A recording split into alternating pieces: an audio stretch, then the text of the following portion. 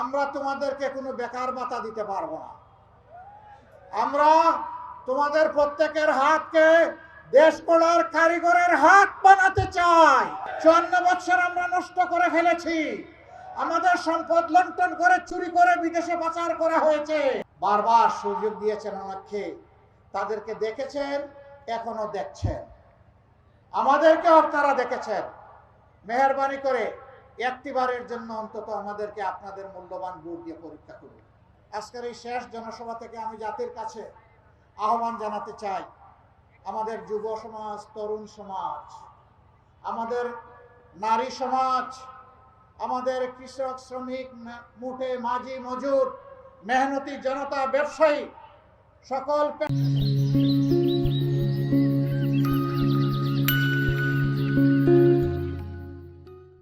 শ্রেণীর মানুষ এখন একটা পরিবর্তন চাচ্ছে।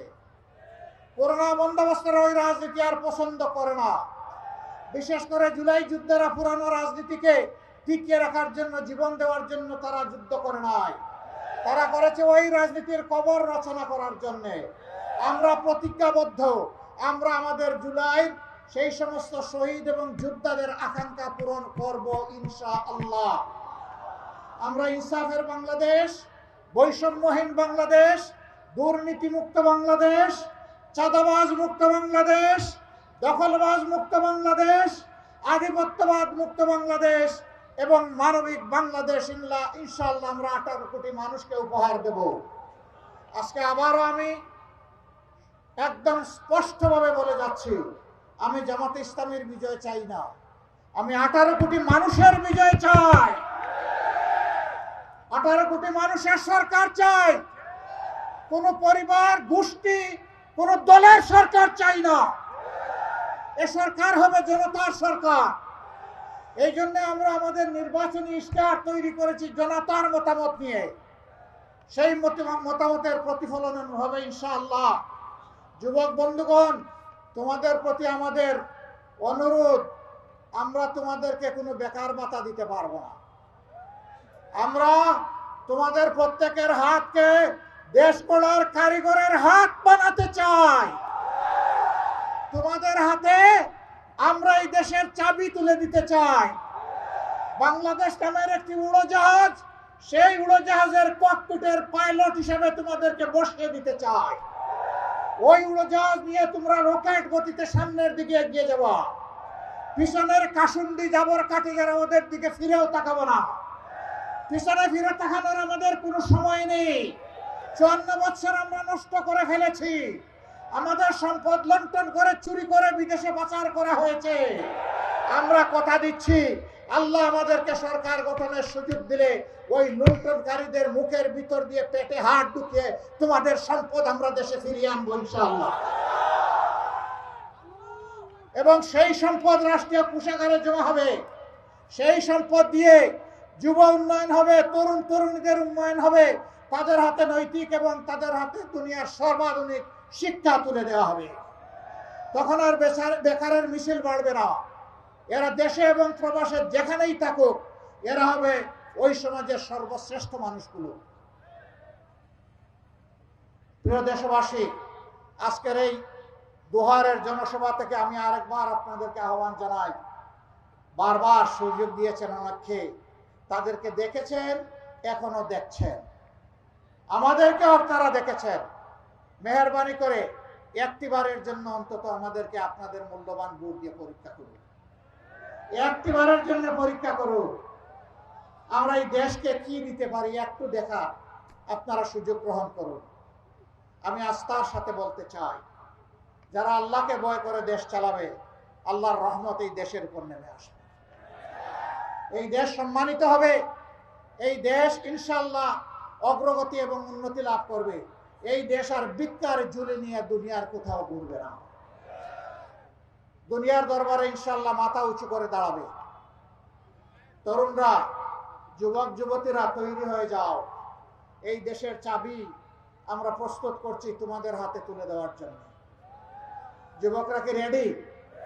যুবক যারা হাত তুলেন, আবার হাত তুলেন, ভালো করে হাত তুলেন। প্রস্তুত দেশের দায়িত্ব নেওয়ার জন্য? ইনশাল্লাহ আমরা দেওয়ার জন্য প্রস্তুত। আমরা তারুণ্যের বাংলাদেশ গড়তে চাই, আমরা নতুন বাংলাদেশ গড়তে চাই, আমরা পরিবর্তনের পক্ষে স্লোগান দিতে চাই, আমরা সাফ জানিয়ে দিতে চাই আমরা ভাঙবো কিন্তু মদ খাবো না, আমরা আর কোনো আধিপত্যবাদ মেনে নেব না। আমি পরিষ্কার বলে দিচ্ছি, বিভিন্ন ধর্মীয় সম্প্রদায়ের ভাই বোনদের উপর যারা অতীতে অত্যাচার করেছেন তাদের দিন শেষ, এদিন আর ফিরে আসবে না। আমাদের এই ভাই বোনকে আমরা বুকে রেখে বুকে ধারণ করে বাংলাদেশ গড়বো ইনশাআল্লাহ। সবাই ভালো থাকবেন, আমাদের জন্য দোয়া করবেন। আমরা কোনো অলিক ওয়াদা কাউকে দেই নাই, মিথ্যা দুকাবাজের ওয়াদা দেই নাই, যা পারবো না সেই রঙের স্বপ্ন আমরা দেখাই নাই, যা বাস্তব তাই আমরা বলার চেষ্টা করেছি। আমি কৃতজ্ঞতা আদায় করতে চাই বিশেষভাবে যারা প্রবাসে অবস্থান করছেন, তারা দুইভাবে আমাদেরকে দারুণভাবে সহযোগিতা করছেন, তাদের রিমিটেন্স দিয়ে। আর বিশেষ করে জুলাই বিপ্লবে জীবনের মায়া চাকরির মায়া ত্যাগ করে তারা প্রবাসের সর্বত্র সংগ্রামী এবং বিপ্লবী ভূমিকা পালন করেছেন। জাতি তাদের কাছে ঋণী। যেদিন প্রবাসীরা আওয়াজ দিয়েছিল আজকে থেকে আমাদের রিমিটেন্স স্টপ, সেই দিনই কিন্তু হাসিনার মস্তক অর্ধেক ভেঙ্গে খান খান। প্রবাসী বন্ধুগণ, কথা দিচ্ছি, গাল বরা বলি নয়, সম্মানের তাজ হিসাবে আপনাদেরকে আমরা মাথায় উঠাবো ইনশাআল্লাহ। বিদেশেও থাকবেন সম্মানে, দেশে যখন ফিরবেন তখনও সেই সম্মান আপনাদেরকে দেওয়া হবে। আমরা জানি সিন্ডিকেট আপনাদেরকে কি কষ্ট দেয়। বিদেশে যেতে হলে অন্য দেশ যেখানে 10 টাকায় যায় এখানে আপনাদের 50 টাকা পে করতে হয়। বিমান ভাড়া অন্য দেশের যেখানে 1 টাকা, এখানে আপনাদেরকে 3 টাকা দিতে হয়। আমরা সব সিন্ডিকেট ভেঙে তস তস করে দেব, যার যার অধিকার তাদের হাতে তুলে দেব। কোনো কারণে কোনো ভাই কিংবা বোন বিদেশের মাটিতে প্রবাস জীবনে যদি ইন্তেকাল করেন, তার লাশ নিয়ে আর ঠেলাঠেলি হবে না। আমরা ইনশাল্লাহ আমাদের কাঁধে তুলে সম্মান এবং শ্রদ্ধার সাথে বাংলাদেশে নিয়ে আসবো, রাষ্ট্রীয় খরচে ইনশাআল্লাহ, মর্যাদা দিয়ে। তবে আমরা চাই যারাই বিদেশে গিয়েছে তারা সুস্থ থাকুক, তারা বেঁচে থাকুক, সুস্থ অবস্থায় আপনজনের বুকে তারা ফিরে আসুক। আল্লাহ রাব্বুল আলামিন আমাদের প্রবাসী ভাই বোনদের মান ইজ্জত বাড়িয়ে দিন, তাদেরকে সুখে এবং শান্তিতে রাখুন। তাদের অবদান রয়েছে এবং আগামীতেও লাগবে, তাদের নিয়েই আমাদের সমস্ত পরিকল্পনা পূর্ণতা পাবে ইনশাআল্লাহ। সবাই ভালো থাকবেন। লিল্লাহি তাকবীর। প্রতীক একটা দেওয়া লাগবে না ইনশাআল্লাহ। কাম ফরওয়ার্ড ইনশাআল্লাহ, ইনশাআল্লাহ জিতে যাবে মা বোনদের দোয়া নিয়ে 12 তারিখ সারাদিন ইনশাআল্লাহ, সকাল সন্ধ্যা সিল মারো ভাই সিল মারো, জুড়ে সুরে সিল মারো, ইনশাআল্লাহ জিতে যাবে বিজয় মালা। নেতা আছে? কোন সে নেতা? কোন সে নেতা?